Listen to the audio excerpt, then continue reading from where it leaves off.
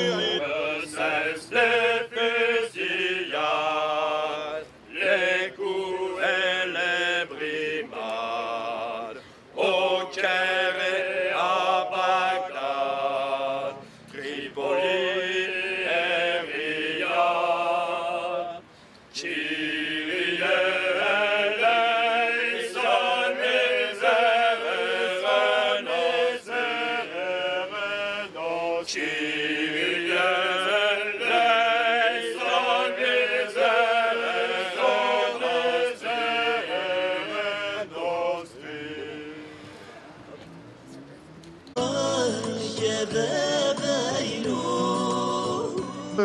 De donner la parole au père Georges Assadourian, curé de la cathédrale arménienne catholique Sainte-Croix de Paris.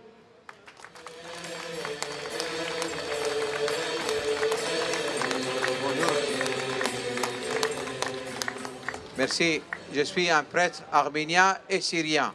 Vous imaginez que moi, comme Syrien, je n'ai pas pu visiter ma famille qui se trouve encore en Syrie depuis 3 ans à cause des islamistes qui sont autour de ma ville. Ni mes parents, ni ma mère, ni mes frères ne me laissent pas aller parce qu'on a peur de me tuer si je vais là-bas. Vous savez, notre cher ami a parlé de la ville de Kessab, un village arménien, purement arménien. Il y a juste 21 jours, le vendredi matin à 4 heures, des islamistes ont attaqué ce village et tous les citoyens, tous les villageois ont quitté le village avec leur curé à 5 heures le matin. Et aujourd'hui, ce matin, le curé de Kessab m'a donné la mauvaise nouvelle que les islamistes ont brûlé les 3 églises arméniennes de Kessab. L'église catholique, apostolique arménienne et évangélique. Déjà, ils ont brûlé 4 églises de notre communauté, à Deir ez-Zor et à Raqqa, là au centre de la Syrie. Ils ont transformé cette église en un tribunal islamique. Malheureusement, c'est comme ça. Malheureusement que l'Occident, que nous sommes maintenant devant l'ambassade de l'Arabie Saoudite, mais l'Occident aussi, on doit faire beaucoup de pression pour protéger les chrétiens qui restent encore. Vous voyez en Irak, vous voyez en Égypte, vous voyez en Syrie. Là, c'est une guerre de persécution contre les chrétiens. Les chrétiens qui sont restés, ce sont les gens originaires de cette terre. Alors, on vous demande de prier et de continuer à prier pour ces chrétiens persécutés. Vous savez, dans les pays aussi, il y a des musulmans qui sont avec nous, qui sont bien, comme le mufti de la République syrienne, Hassoun, qui est toujours à côté des chrétiens, qui fait des prières dans les églises, qui fait disons, des unions, des rencontres avec les ecclésiastiques chrétiens aussi.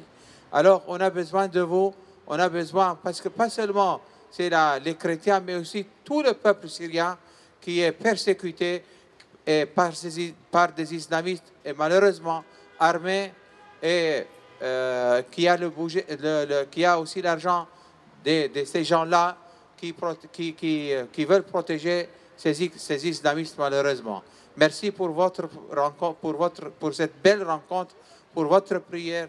Continuons à prier parce que la prière est le seul espoir pour finir cette histoire.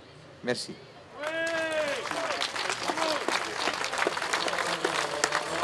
Merci, chers amis. C'est la 4e rencontre de veillée de prière et de soutien. Merci d'être présents, car la persécution des chrétiens nous concerne tous en France. Tous. Parce que le respect de l'homme est une obligation. Il y a quelque temps encore, en France, la non-assistance à personne en danger était passible devant les tribunaux. Ce respect dû à l'homme est une affaire qui remonte à Noé, Sidna Nuh. Lorsque Dieu lui déclara « Et je redemanderai l'âme de l'homme à l'homme qui est son frère. » Plus près de nous, mais 2 siècles avant l'islam, Cet Algérien qui est Saint-Augustin a dit « Aime, il fait ce que tu veux ». Oui, il a résumé la loi du Christ, celle du Dieu d'amour, tant il est vrai que nous ne pouvons pas faire de mal à celui que nous aimons. Chers amis, nous ne sommes pas ici par manque de respect à ceux qui nous persécutent. Nous qui sommes chrétiens par nos familles, comme vous la plupart, ou par choix, pour nous. Bien au contraire, nous leur manquerions de respect et ce serait un manquement à notre devoir fraternel que de ne pas leur dire notre consternation, notre protestation et notre interrogation. Pourquoi nous persécutez-vous? Le monde entier sait que les chrétiens persécutés le sont, injustement. Croyants comme athées le savent. Les musulmans le savent. Les hindous et les bouddhistes le savent. Les communistes le savent. Mais si aujourd'hui, nous sommes devant l'ambassade d'Arabie Saoudite pour dénoncer cette persécution dans les pays de tradition islamique, c'est parce qu'elle en est la meilleure représentante de ceux qui appliquent la charia, auquel ces pays, le pape François, a lancé cet appel en novembre dernier. Je prie et implore humblement ces pays pour qu'ils donnent la liberté aux chrétiens de célébrer leur culte et de vivre leur foi, prenant en compte la liberté dont les croyants de l'islam jouissent dans les pays occidentaux. J'ajouterai à cette supplique, car pour ma part, je ne peux que la situer dans sa dimension eschatologique. J'ajouterai à cette supplique du pape François la phrase de saint Jean-Baptiste s'adressant aux Juifs. Il leur disait « Produisez donc du fruit digne de la repentance ».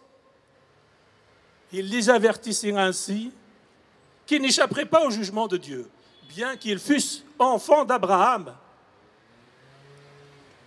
Tout comme nous, chrétiens, bien que baptisés, tout comme les musulmans qui croient au jour de la rétribution, tout comme les athées, bien que n'ayant l'existence de Dieu, nous aurons à faire repentance, sinon nous aurons des comptes à rendre.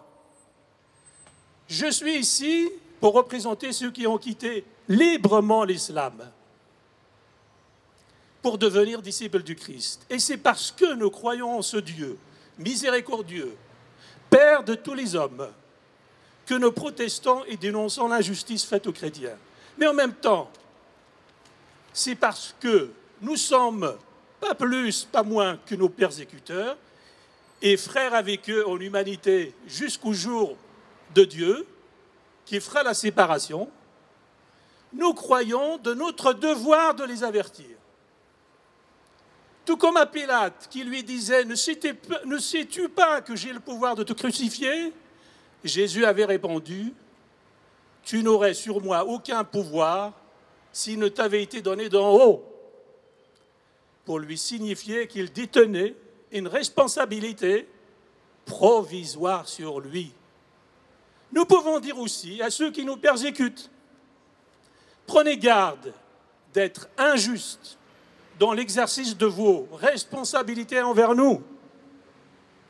Tout cela est provisoire et vous en rendrez compte. » Oui, chers amis, je dis à mes frères qui se réclament de l'islam, nous sommes devant vous comme Jésus devant Pilate, sans armes et sans haine, plein de respect. À vous de choisir entre le respect qui nous est dû ou le non-respect à notre égard. Aux successeurs de Pilate, qui sont au pouvoir aujourd'hui, en Orient et en Occident, mais qui sont au pouvoir pas ad vitam aeternam. C'est du provisoire pour eux aussi.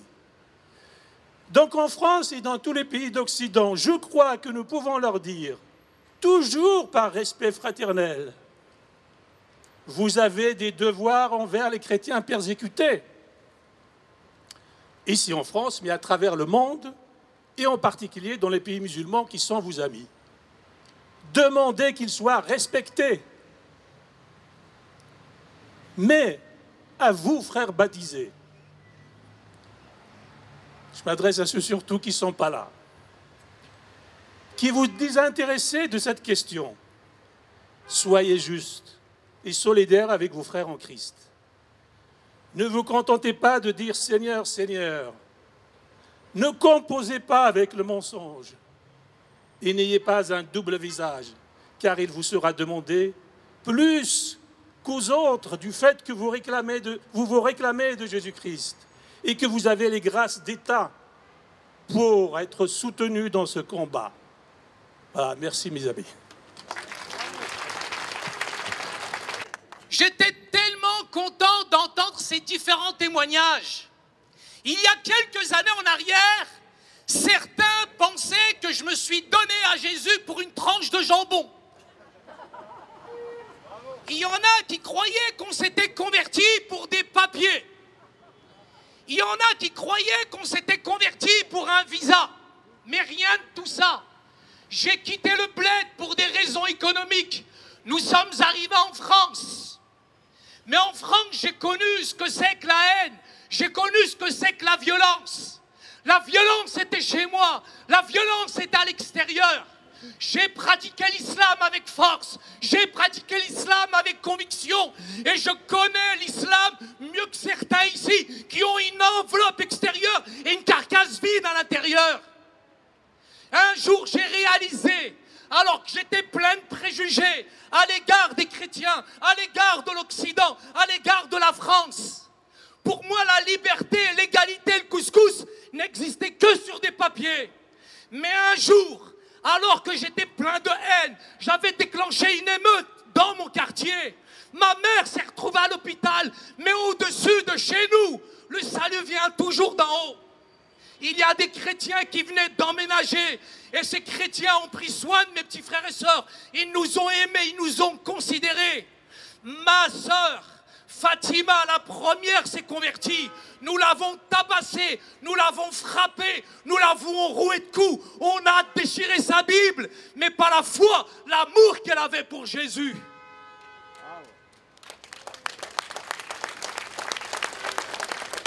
La France, je la détestais. L'Occident, je le haïssais. Pourquoi? Parce que j'étais manipulé par les masses médias. Pourquoi? Parce que j'étais aussi manipulé par un livre qui me disait « tuer, massacrer les chrétiens ». Mais un jour, alors que je cherchais tous les défauts de la Bible, je recherchais en quelque sorte toutes les traces, toutes les erreurs de la Bible. Dans la Bible, j'ai trouvé un message. Yahshua al-Masih, Jésus, le Christ, le Sauveur. Jésus dit, je suis le chemin. Jésus dit pas, je suis un des chemins. Jésus dit, je suis le chemin. Jésus dit, je suis la vérité. Et il est la vie ce soir. Bravo. On parle de persécution. Stop à la persécution. Stop à la persécution de tous nos frères qui en Afrique du Nord, qui en Arabie Saoudite, alors qu'on est en train de planter des mosquées cathédrales en France. On n'a même pas une église en Arabie Saoudite. Et ça, c'est normal? Est-ce que ça, c'est normal? Et aujourd'hui, on va nous faire croire qu'on a peur. La peur, je l'ai connue dans le passé. Mais avec Jésus, l'amour parfait bannit la peur et bannit la crainte. Jésus m'a donné des convictions, une force extraordinaire, une foi agressive, une foi violente qui n'a peur de personne. Qui n'a peur de personne. Pourquoi? Parce que seul Jésus, aujourd'hui, il est la lumière du monde. Il est celui qui est capable de changer une racaille de banlieue. Il est capable de changer le plus dur, le drogué, la personne la plus mauvaise. Jésus, il est venu pour lui. Il est venu pour sauver ce qui était perdu. Et ce sont les malades qui ont besoin de médecins. Et j'ai rencontré le plus grand des médecins. Il s'appelle Jésus. Et c'est celui-ci qui m'a guéri, qui m'a changé, qui m'a transformé. Et qui m'a appris à aimer tout homme de toute race et de toute condition. Donc ce que je réclame ce soir, et merci encore une fois Bernard. Merci Bernard de me donner l'opportunité de pouvoir m'exprimer et dire qu'aujourd'hui, nous sommes des centaines, nous sommes des milliers, nous sommes des millions de musulmans qui quittons l'islam par conviction et qui choisissons le Christ par conviction. Et il n'y a personne qui nous arrêtera. Vous pouvez nous persécuter, vous pouvez nous injurier, vous pouvez nous insulter, mais je suis fier d'être chrétien, fier d'appartenir à Jésus et fier de vivre pour lui, mais fier de mourir aussi pour lui. Ma prière ce soir, c'est que vraiment nous prenions conscience et que nous soyons en identification avec tous nos frères et sœurs, ceux qui étaient musulmans, en terre à majorité musulmane, et qui ont fait le choix d'appartenir à Jésus. Ma prière, elle est pour tous ces musulmans qui quittent l'islam, parce que pour eux, seul Jésus, seule la lumière du monde a été capable de changer, transformer notre vie, mais nous donner une espérance qu'aucune religion nous a donnée sur cette terre. La religion blanchit la surface, mais l'évangile transforme l'intérieur du cœur. La religion, elle vous prend, elle vous laisse tel que vous êtes. Mais Jésus n'est pas une religion. Jésus, il est la vie et il communique la vie. Jésus est la paix, il te donne la paix. Mais cette paix, il faut que tu l'acceptes. Il faut que tu la reçoives, cette paix. Et seul Jésus est capable de donner cette paix. Merci, que Dieu vous bénisse. Soyez fiers d'être chrétiens et vive la France et vive la liberté. Bravo. Bravo, Saïd. Bravo, Saïd.